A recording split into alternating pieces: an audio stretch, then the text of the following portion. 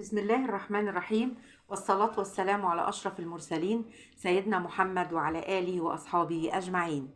أنا جايبة لكم النهاردة أكلة عظمة، أكلة هتدمنوها حرفيا، أكلة من الزمن الجميل.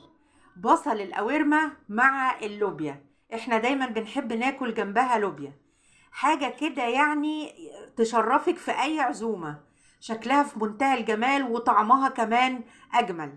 بتتقدم مع رز بشعرية. أظن احنا شايفين المنظر نفسه بيتكلم. تعالوا نشوف هنعملها ازاي مع بعض. أنا عايزة بصل صغير مقشر زي ما احنا شايفين كده، وعايزة مكعبات لحمة مسلوقة بس تكون ماسكة نفسها، يعني اللحمة ما تبقاش مهرية قوي، وقرن فلفل حراق. معايا هنا سمنة على زيت، بنزل بعد ما يسخن بالبصل اشوحه في المادة الدهنية دي. بحبه ياخد لون ذهبي من كل الجوانب، وابقى واقفة قدامه ودايما بقلبه عشان يبقى لونه كله حلو، ياخد لون واحد كله. وبحط بقى قرن الفلفل المتين، لو عايزة تزودي شطة زودي مفيش مشكلة. خلاص كده ببتدي اشوح فيه لحد ما ياخد اللون الذهبي ده اللي انتوا شايفينه. بنزل بمكعبات اللحمة، برضو باخدها تشويحة مع البصل، عشان تاخد لون، ما تبقاش مسلوقة كده، يعني تاخد لون تشويح حلو في السمنة. هتدي طعم جميل جدا وهتفرق في الشكل وفي الطعم. خلاص كده خلصت، شايفين معايا الشكل في منتهى الجمال. وبعد كده هنحط بقى الصلصة دي يا جماعة، القوطة اللي فرزناها مع بعض الصلصة بتاعتها طالعة خرافة. انا هسيب لكم اللينك بتاعها في صندوق الوصف. كده خلاص حطيت الصلصة عليها والملح والفلفل، ما بتاخدش اكتر من كده. هقلبها تتسبك شوية، يعني هسيبها برضو تتسبك شوية، وبعدين انزل بكوبايتين تقريبا من الشوربة.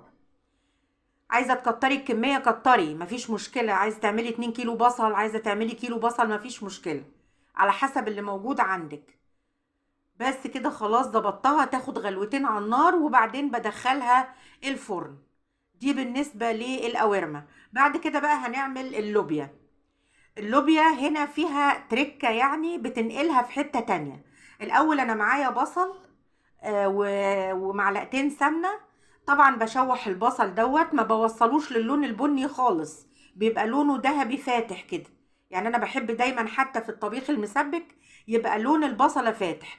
ومعايا ربع كيلو لوبيا مسلوقة. خلاص كده ده اللون اللي أنا عايزاه. بحط برضو الصلصة وبسيبها تلف شوية وتتسبك مع البصلاية. كده تمام، ماشيين لحد كده مظبوط. وملح وفلفل. وبعد كده عندي بقى اللوبيا، بنزل بيها على الصلصة بتاعتي. بنزل باللوبيا كده زي ما انتوا شايفين على الصلصة.